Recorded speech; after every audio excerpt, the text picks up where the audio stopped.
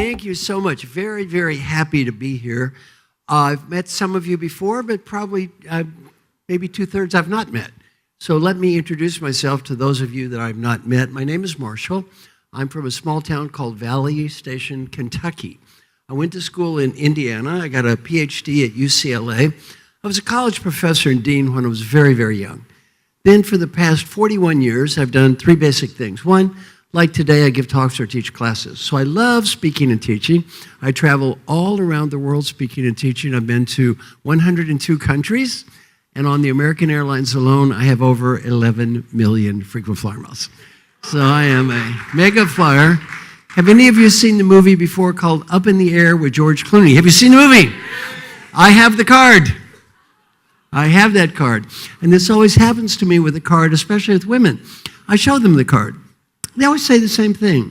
You look exactly like George Clooney. So the first thing I do is speaking and teaching. This is what I love to do the most. The second thing I do, which I'm most famous for, is I coach executives. I've been the coach of the CEO of Ford, Pfizer, Glaxo, president of the World Bank, Mayo Clinic, Walmart, on and on and on. What I love about coaching is not what I teach. What I love about coaching is what I learn. In theory, I'm supposed to teach the people that I coach. In practice, I learn far more from them than they learn from me. So just a wonderful group of people. So I've been very blessed to be able to coach such great people. And I always get ranked #1 coach in the world, and the reason is I have great clients. The whole thing about coaching is clients. If you have great clients, you look like a good coach. You have the wrong client, you look like a bad coach. So I'm very, very blessed to have wonderful clients. And the third thing I do is write and edit books and articles. I think I've done 40 books. I've done 3 big New York Times bestsellers, and the other 37 were purchased by my mother, my father, and relatives. So I've written a whole bunch of books, and then I give all my material away. All my material is online. You may copy, share, download, duplicate, use in church, charity, nonprofit, business. Please use any of my material in any way you wish. I have a foolproof security system. It is impossible to steal any of my material. Impossible. Why is it impossible? You cannot steal what someone gives you. So I have a foolproof security system. You can't steal any of my material. Just use it any way that you wish. And then finally, I went to a program called Design the Life You Love. Now, this isn't on the agenda, but I've never been too religiously attached to the agenda. So we're going to do something new today. I went to a program called Design the Life You Love. In the program, the woman who put on the program was named Aisha Bursell, one of the world's greatest designers. She asked me a question, all of us a question: who are your heroes? Then we wrote down the name of our heroes, and then she said, why are they your heroes? My heroes were these very kind and generous people who had been so nice to me. Peter Drucker, Francis Hesselbein, Warren Bennis, Richard Beckhart, Paul Hersey, just such nice people.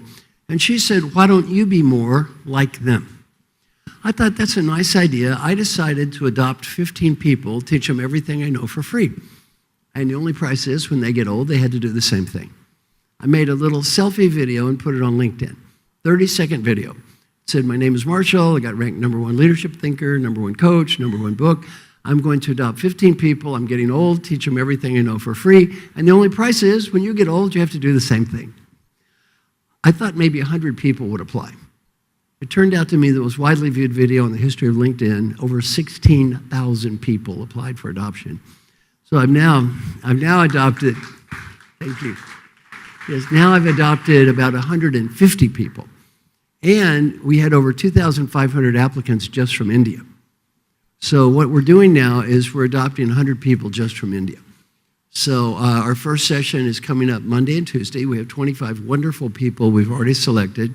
And we're going to be ended up selecting 100 people just from India because there's so much request for this. And it's such a nice idea. I spent a long time with some of the people in our program recently, and these are amazing people, the president of the World Bank and head of the Mayo Clinic, and just wonderful people. I spent some time with the group, and it's so nice because I think one thing we lack in the new world is a sense of community. Most of us, our parents or grandparents were brought up in smaller communities, and people knew each other and had history and families and all that. And today, everybody's spread out, and there isn't much sense of community anymore. Second thing I've learned is loneliness. People are lonely. It's just nice to be in an environment where you feel like you don't have to be alone. And the third is judgment. The new world is a lot of good news. One of the bad news is we are constantly judging and being judged. Constantly judging, constantly being judged. And it's nice to be in an environment where you don't feel judged. You don't feel that everything you do is being criticized and there's a 5-point scale and, how did I do on the scale this week? So it's been a very, very nice project. So I thought we'll start out today by practicing that. Okay, now here's what we're going to do. Everybody's going to stand up. Now, there's one thing that Dr. Body always talks about is this business of, open environment and breaking down the hierarchies. Yeah, we have these couches in the front. What's that all about, this couch thing? So you couch people, you're going to have to get up like everybody else, right? No more of this couch nonsense, okay? Everybody's going to be friends here. So here's what you're going to do. You're going to stand up, you're going to look around the room, you're going to find one person you do not know, and you're going to sit next to that person. Everybody needs one and only one partner. Find someone you don't know to be your partner starting now. Stand up! Let's go! Find a partner. Go, find a partner. Go. Stand up, you couch people. Stand up. Okay, sit by your new partner.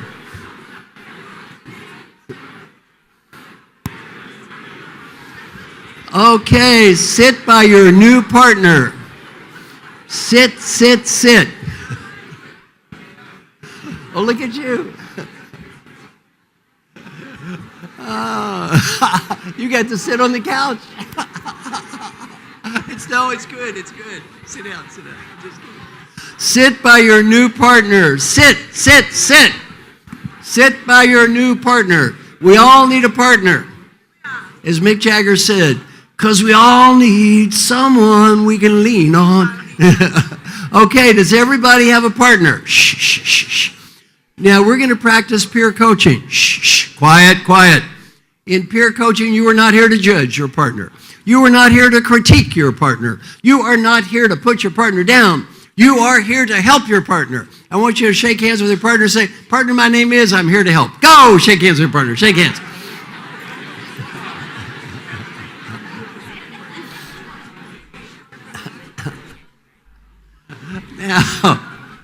Now, I'm going to ask each of you, I'm going to ask you to think of 2 people who are your heroes.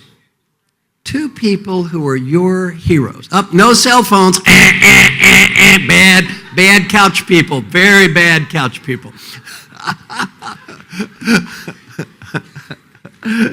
I'm going to ask you to think of 2 people who are your heroes. And you're going to talk to your partner. And you're going to say, here is a person who's my hero, and here's why.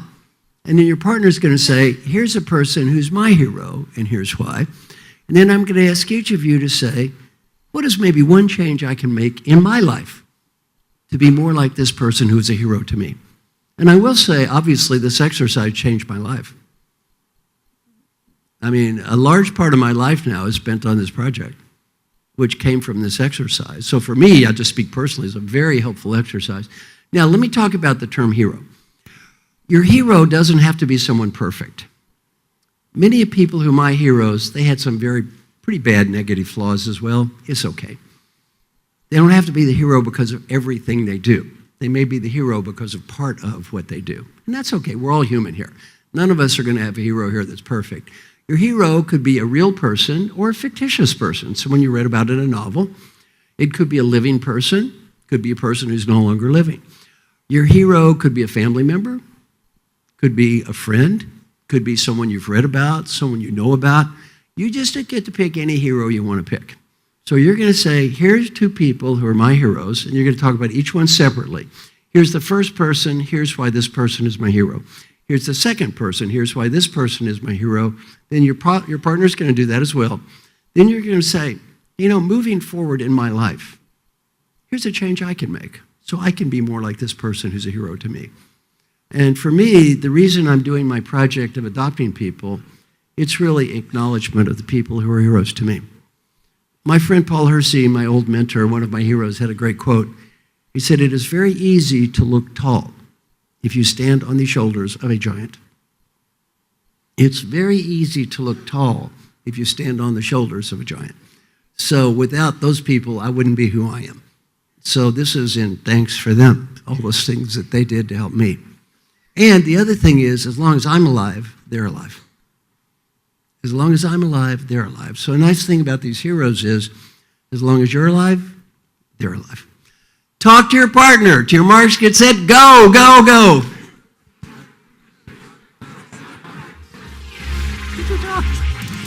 Talk, go, go, go, go, go.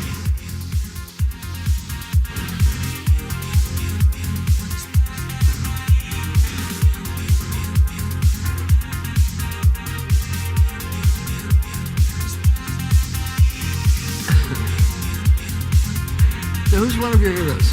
Who's one of your heroes? So I have actually two. Who are they? One is Mr. Ratan Tata.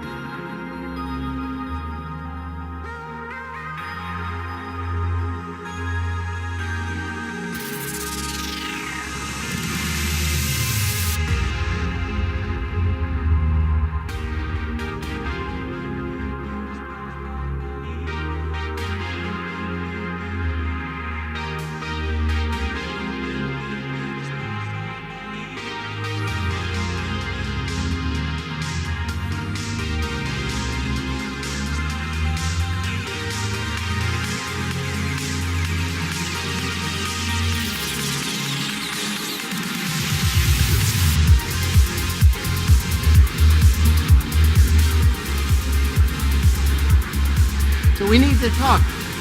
We need to talk. I'm...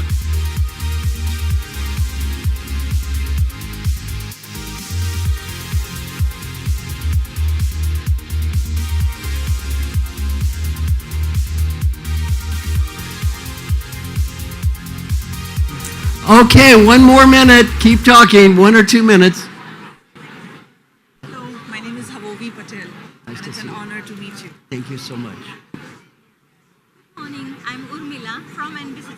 Very nice. This is from where? From NBCC Navratna Company, Mumbai only. Oh, very nice. Thank you so much. Okay. Stop for a second. Stop, stop, stop. Shh, shh, shh. Now we're going to have an exercise program today. Shh, shh, shh. Exercise program. Look up here. My exercise is I'm going to walk around. Walk, walk, walk, walk, walk. Walk, walk, walk. Your exercise is I never want to see the back of your head. So when I walk, you turn. Bad fellow. Hit that fellow. Hit that fellow. Bad. Very bad. Hit him. Very, very bad. Very bad. Turn, turn, turn, turn. Sir, sir, sir. So I walk and you turn. Nose. Very bad. So I walk, you turn. I walk, you turn. That way we all get a little exercise. All right, who's got a good hero you want to share with the group? Raise your hands. You do. Over here. Pass her the mic. Who's one of your heroes? One of my hero is Mahatma Gandhi. I mean, though I knew Mahatma Gandhi because I'm born and brought up in India, I studied in books that he's a great man. But as you grow in your life and you look back and you again read and understand what he was all about, I think the great thing I learned about him was that non-violence. It's a very common word, non-violence. We think that, okay, fighting with each other is a not fighting with each other is a non-violence. Yeah. But reading deep inside Mahatma Gandhi, I understood that communication also can be violent sometimes. Of course. Nicely talking to person can be also violent sometimes. Right. So what is non-violence in communication? That's what I learned. Now, what can you do to be more like this in your own life? So I think I started practicing being non-violent while I'm talking. Good. Because I never knew that talking aggressively to someone, to your client, also can be a violence. I never knew that, Right. I thought I'm great. Right. I talk to people, I can convince them, and I can influence them, and that's so good quality of mine. Right. But when I went deep into it, I said, oh my God, Right. that's not the good quality. It can be done in a non-violent way also. And that I learned. And I am slowly practicing, not yet there. Of course. But I wish that I can be a person who can be into non-violent communication. Very good. Who's got somebody that's alive? A hero that's alive. Okay, over here. Got one that's alive. A hero who's alive is someone who taught me how to give back.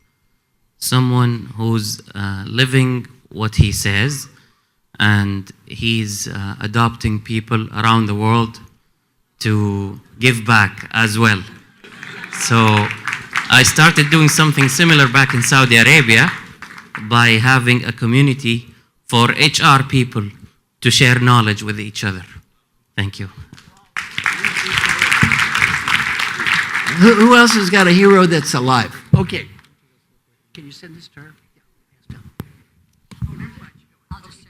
Yeah.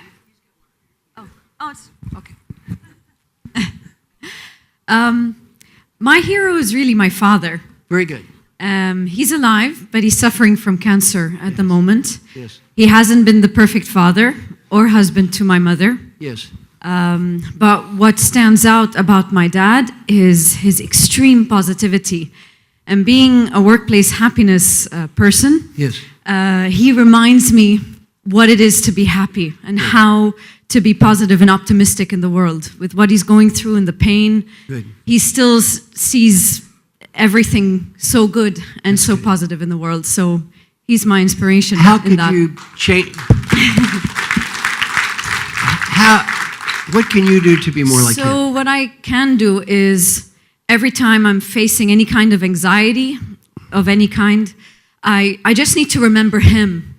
It really takes that. And Good. when I do, and I realize the anxiety I'm going through in comparison, if he is going through so much and so Right. much pain physically, mentally and emotionally and spiritually, he could go any day. We don't Right, know. of course. So that reminds me to be thankful and grateful for the health I have and for seeing the positivity in everything and letting go of the anxiety.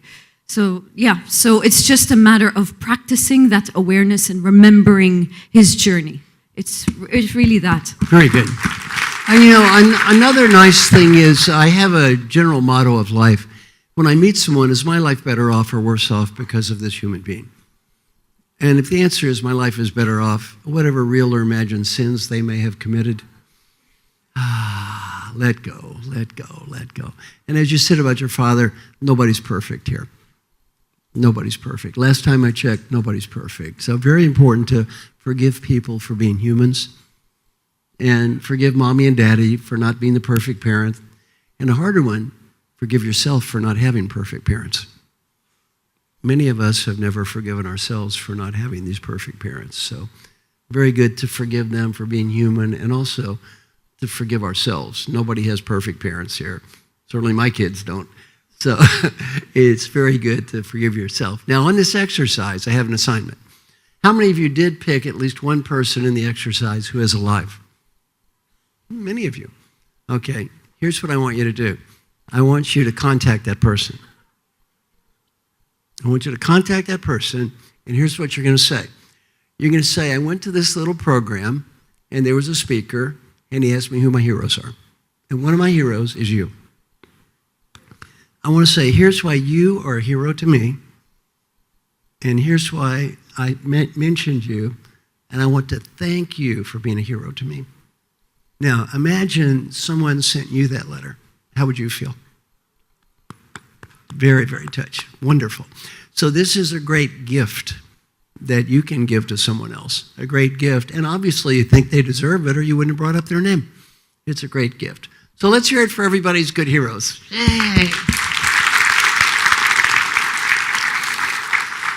Now, you've got my email address here, marshall@marshallgoldsmith.com. It's my website and my email, www.marshall.goldsmith.com. So I love getting emails. So if you'd like to send me an email about anything, just send it to me.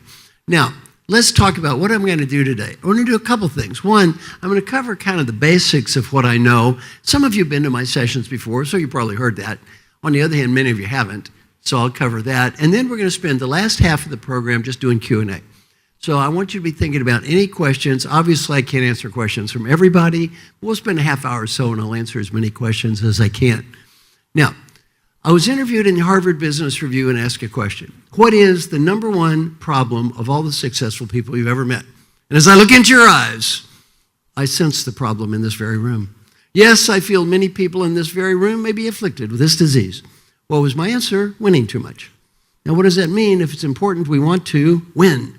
If it's meaningful, we want to win. If it's critical, we want to win. If it's trivial, we want to win.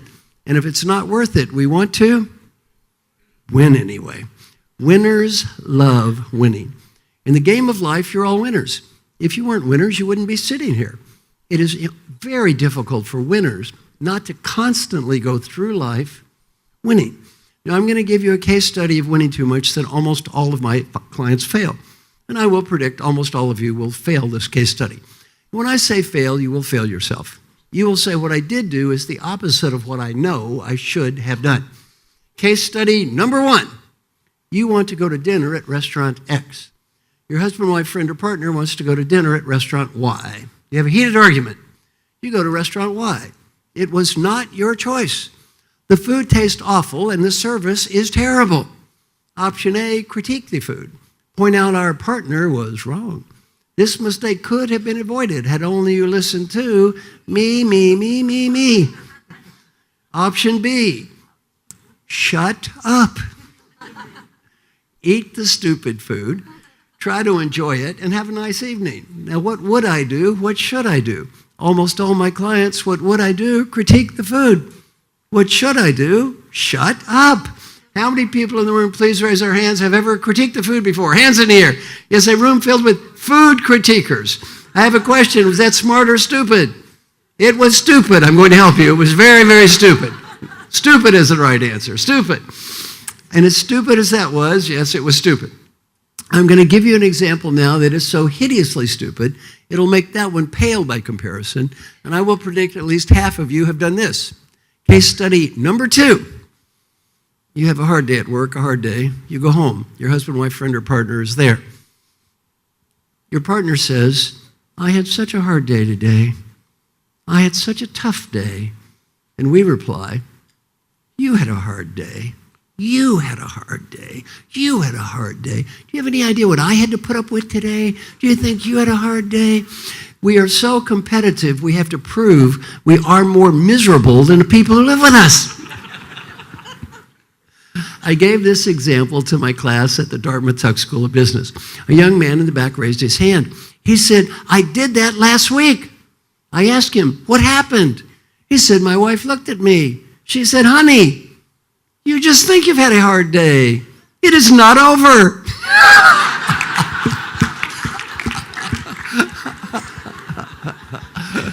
Now, I got an email from a young man who was in my class at Dartmouth. If any of you would send me such an email after today, I would be very proud of today. A young man sent me an email and he said, you know, I know you don't remember me. I went to your class 5 years ago. This is in my book, Triggers. I went to your class 5 years ago. He said, I just wanted to send you an email today and say thank you. He said, yesterday I was having a terrible day. I was under a lot of pressure, behind schedule, and my wife called. And she was talking about what a terrible day she was having. I was just getting ready to point out how her problems paled in significance to my own. He said, for some reason, I remembered your little class. I started breathing, and I thought, this is my wife. This is somebody I love. This is not the enemy. He said, I started breathing, I thought about it, and I just said, I love you. Thank you for everything you've done for the family. He said, I went home, I spent $25. I bought her some flowers. I gave her the flowers, and I said, I love you. He said, it was the best $25 I've ever spent. Thank you very much. Well, the next time we get into that, let me win, let me prove I'm right, let me prove how smart I am, ask a question. What am I winning? What am I winning? Talk to your partner 20 seconds and answer this question. When is one time in the past you had a need to win and prove that you were right? You shouldn't have been fighting the battle in the first place. Go! Talk to your partner. Talk, talk, talk, talk, talk, talk, talk.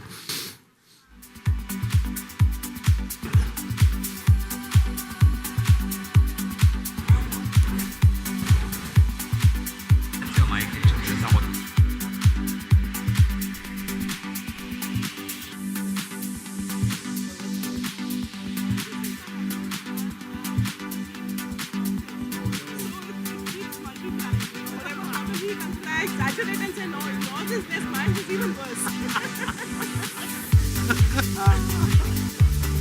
That's a great example.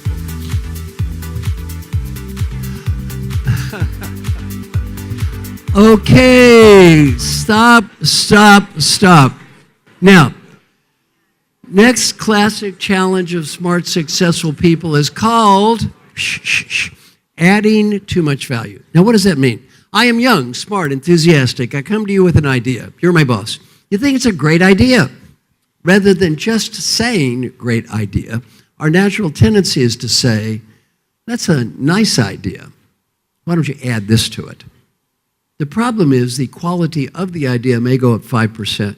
My commitment to execute the idea may go down 50%. It's no longer my idea, boss. Now it's your idea. Incredibly difficult for smart, successful people not to constantly go through life adding value. Now, one occupational group is the worst. The worst. Engineers. Do I have any engineers in the room? Hands up, you engineers. Engineers are the worst. All right, let's get personal now. Do I have any engineers that went to IIT? Any IIT? Oh, over there, IIT engineer. Worse yet, over here to another one, the worst yet. By the way, an Indian joke. Are we ready? You IIT people. How do you know the IIT engineering graduate is smart? How do you know this? You hang around them 5 minutes and they tell you many times.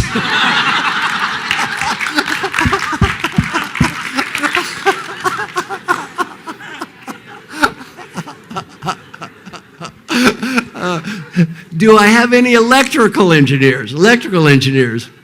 Worse yet, electrical engineers. Stand up, stand up. Let's hear it for the electrical engineer. Even worse. Right? Now, my friendly electrical engineer, have you ever journeyed through life looking for logic and been constantly surprised because you don't find it? Has that happened to you in the past? Yes, it has. And have you ever pointed out to friends and family members that their comments were illogical? Have you done this? Yes. Many times. Oh, many times. He's done this many, many times. I bet you too, right? Many, many times. Now, do they love you because of this or in spite of this? In spite of this. Let's hear it for the engineer. Now, adding too much value, a classic challenge of smart people, especially smart people with technical backgrounds. One of my good coaching clients retired several years ago. His name, J.P. Garnier. J.P. was the CEO of a very large drug company, GlaxoSmithKline. I asked J.P., what did you learn about leadership as the CEO of GlaxoSmithKline? He said, I've learned a very, very hard lesson. And every time you get promoted in life, and every time you become more powerful in life, this lesson will become more real for you. He said, my suggestions become orders. My suggestions become orders. Now, he said, if they're smart, they're orders. If they're stupid, they're orders. If I want them to be orders, they are orders. If I do not want them to be orders, they're orders anyway. My suggestions become orders. When you're CEO of GlaxoSmithKline, your suggestions are orders. For 9 years, I trained the admirals in our fine United States Navy. What is the first thing I always taught the new admirals? When you get that star, your suggestions become orders. Admirals do not make suggestions. When an admiral makes a suggestion, what is the response? Sir, yes, sir. That suggestion becomes an order. I asked JP, what did you learn from me when I was your executive coach? He said, you taught me one lesson to help me be a better leader and have a happier life. I asked him, what was this lesson? He said, before I speak, stop and breathe and ask myself one question. Is it worth it? Is it worth it? And he said, as the CEO of GlaxoSmithKline, 50% of the time, if I had the discipline to stop and to breathe and to ask myself, is it worth it? What did I decide? Am I right? Maybe. Is it worth it? No. Okay, I want everyone to look up here. I want everybody to smile, smile. I want everybody to take a deep breath, and I want you to go, hand, hand, Now, I want you to think back to the last time you were angry, and got into a heated argument with someone you love, when you had a need to win and prove they were wrong on a minor or insignificant point. Have any of us ever done that before? Yeah, was it worth it? How many of you have teenage children? Many of you have teenage children. Mommy and Daddy, I have a question. Have we ever attempted to prove the teenage child was wrong on a minor or insignificant point? Have we tried that, Mommy and Daddy? How's that working out for you? No. Win the big ones. Win the big ones in life. All those little ones, just take a deep breath. Let go. Now, 4 words that are probably going to help you be a better coach at work and a family member at home. And everything I teach applies at home as well as work. What are these 4 words? Help more, judge less. Help more, judge less. How many of us have friends and family members that might be happy if we helped just a little bit more and we judged just a little less? Now, my fine IIT graduate, what's your first name? Naral. Naral, what are the odds a year from today anyone is going to come back and say, Naral, we miss the judgmental you. Highly unlikely this will be a problem for any of us. Now, everything I taught you so far sounds very simple. It is. It's easy to understand. It's hard to do. Why is it so hard to do? In your life, you have taken test after test after test after test. And you've tried to prove one thing over and over again. You've had to prove how smart you are. How smart did you have to prove you were to get into IIT? How many tests did you have to take? 3 thousands. Those 3 were just the cumulative 3. Thousands of tests over and over with one goal. Let me prove I'm smart. It's very hard to stop. It's very, very hard to stop. And what happens in leadership is this. When you're at the bottom of an organization, that's not so bad. You're a young engineer proving how smart you are. That's okay. Every time you get promoted, though, that becomes more and more and more dysfunctional. And as you get promoted, you have to quit proving you're smart all the time and let everybody else be smart. You have to quit winning all the time and let other people win. You have to quit being the hero yourself and make other people the hero. Well, this stuff is real easy in theory. This stuff is incredibly difficult in practice. If you read my book, What Got You Here Won't Get You There, you read funny story after funny story after funny story. It's tempting to read that book and think these people are all idiots. The idiots in the book all have IQs of 150, and they're all CEOs of multi-billion-dollar companies. And they'll all tell you, this stuff is real easy to understand. This stuff is real hard to do. Now, learning from a great leader. In my role as an executive coach, I have a very unique billing system. I do not get paid 1 cent if my clients don't get better. Better is not judged by me. Better is not judged by my client. Better is judged by everyone around my client. There's a great way to test if someone believes what they're saying. You can ask a person one question and instantly determine their level of belief. I have never seen this question fail. What is the question? Want to bet on it? Do you want to bet on it? Now, if they say, I believe it, I don't want to bet on it, what'd you learn? They don't believe it. They say, here's the money. They believe it. I bet on this every time. When you get paid for results, you learn a little bit of humility. The client I coached that improved the most is the client I spent the least amount of time with. The client I spent the most amount of time with did not improve at all, and I didn't get paid. This was a very humbling lesson. For my friendly engineers in the room, I made a chart. On one dimension, it was called Time Spent with Coach Marshall Goldsmith. The other dimension was called Improvement. There was a clear negative correlation between spending time with me and getting better. I thought, this is a troubling chart.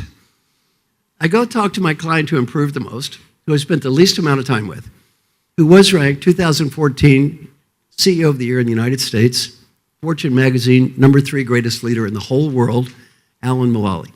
Alan went to Ford. The stock was valued at $1. He left. It was valued at $18.40. And he had a 97% approval rating from every employee in a union company. Just an amazing man, wonderful leader, great human being. I talked to my friend Alan. I said, Alan, of all the people I've ever coached, you improved the most. You were great to start with, and I spent the least amount of time with you. I showed Alan my chart. I said, Alan, the way this troubling chart looks, had you never met me, you would really be good. I asked my friend Alan, what should I learn about coaching from you? He taught me 2 lessons. If you learn nothing else from me today but these 2 lessons, you'll be a better coach and have a happier life. He said, lesson number 1, Marshall, your biggest challenge as a coach is called customer selection. If you pick the right customer, your coaching process will always work. If you pick the wrong customer, your coaching process will never work. He said, 2, never make the coaching process about yourself and your own ego and how smart you think you are. Make it about those wonderful people you work with, how hard they work, and how proud you are of them. These were such great learnings for me. Most of us never deeply understand this. Then he said, as a CEO of Ford, I wasn't that different. I don't design the cars. I don't build the cars. I don't sell the cars. I got to have great people. He said, every day I drove to work, I tell myself, leadership's not about me. Leadership is about them. For the great individual achiever, it's all about me. And everyone in this room is a pretty great achiever. You probably would not be sitting in this room at this time. That doesn't mean you're a great leader. There's a big difference between I'm a great achiever and I'm a great leader. That's that difference between it's all about me and it's all about them. Most of us never deeply understand this. Now, I'm going to ask you all a question. Do you think this is, look around the room, everybody look around the room, look around, look at faces now. Look around the room. Now, do you think this is a group of high character, ethics, and integrity? Yes or no? What do you think? Yes or no? People are saying yes. I'm going to test that right now. I'm going to ask the group a question, a troublesome question, a personal question. Yes, perhaps even an embarrassing question. If the answer is yes, you must raise your hands. Are we ready? How many people in this very room are still stupidly attempting to change the behavior of a husband, wife, or partner who has no interest in changing? Come on, hands in the air. Hands are waving in the air. She couldn't wait to raise her hand in the air. Her hand was leaping into the air. How many years have you been engaged in this futile partner-changing crusade? 42. 42 wasted years. Look at, Now, what's this person's name? John. John. Ready? Let it go or let John go.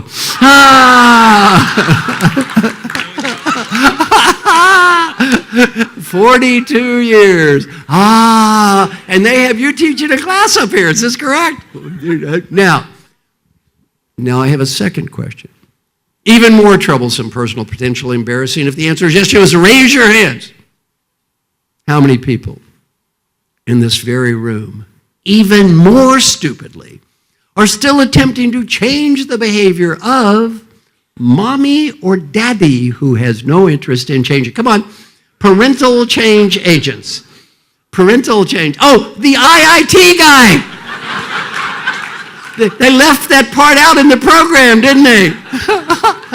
Are you trying to change mommy, daddy, or both? Both. Both mommy and daddy. How many years have you been attempting to change your poor parents? For as long as I've lived, I guess. For as long as you've lived. Look up here. I was teaching my class at Dartmouth. The woman raised her hand. I said, are you attempting to change mommy or daddy? She said, daddy. I asked her, what is daddy's problem? She said, daddy does not have a healthy lifestyle. I asked her, how old is daddy? She said, 94 years old.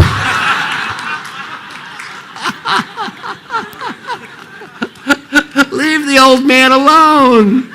He's 94. You want to smoke a cigar, old man? Smoke too. Smoke pot. Who cares? He's 94 years old.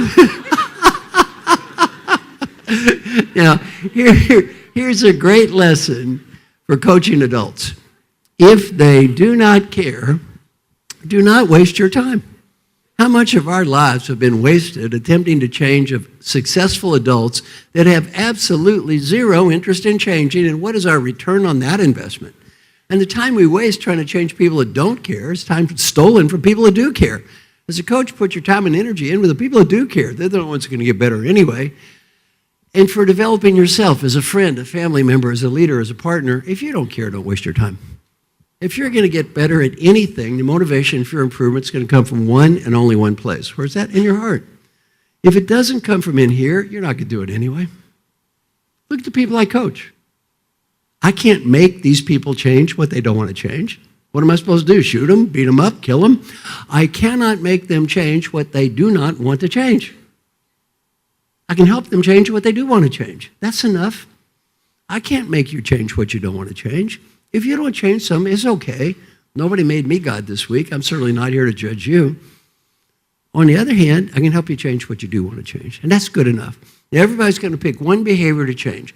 Not 30, not 50, not 100. How many? One. If you get better at this one thing, it's going to make a positive difference in your life.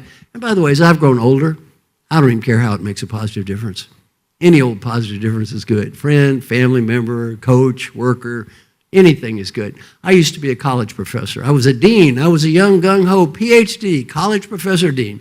What was my goal? Teach people everything.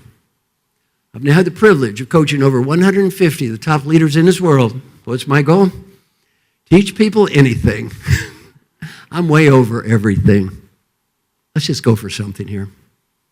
As I've grown older, my level of aspiration in life has gone down and down and down. My level of impact's gone up and up and up. Why? I quit worrying about what I'm not going to change. I'm not going to change it. I'm not going to change it. It's okay. As I've grown older, my mission's kind of simple. Help you have a little better life and the people around you have a little better life. That's enough. Is that okay? Any objections to that one? No, that's good enough. Let's just go with that one, right?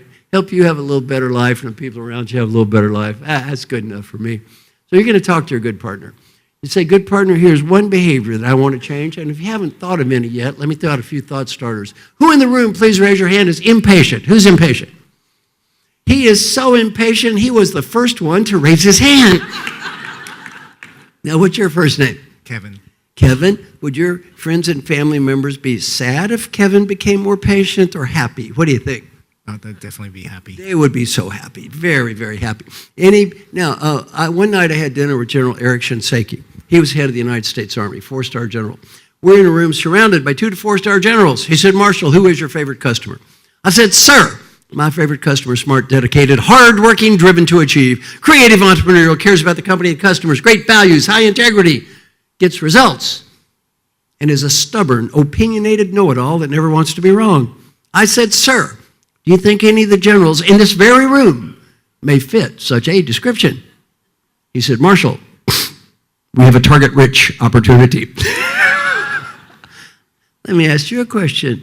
How many of the fine professionals in this very room, how many people in this room, how many of you all are just a little bit stubborn or opinionated? Let's raise our hand. Stubborn or opinionated. Very good.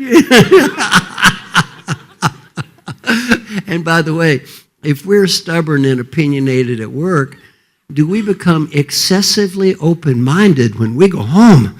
No, this stuff don't get any better when we go home. Anybody need to listen a little better? Who needs to listen better? Raise your hand. Listen. Let's take listening. If you become a better listener, what happens to your score in treating people with respect? Up or down? Up. Coaching? Up. Customer satisfaction? Up. Friend and family member? Up. You see, the way you get better at everything is don't try to change everything. None of us are going to change everything anyway.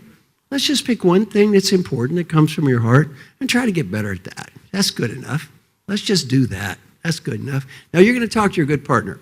You're going to say, good partner, here's one thing I want to improve, and here's why this is important to me. You say, good partner, here's one thing I want to improve, and here's why that's important to me. Oh, I forgot something. Look up here, I forgot something. If you cannot think of even one thing that you do need to improve, pick humility. To your marks, get set, talk to your partner. Go. What do you want to get better at? Why is it important? Talk.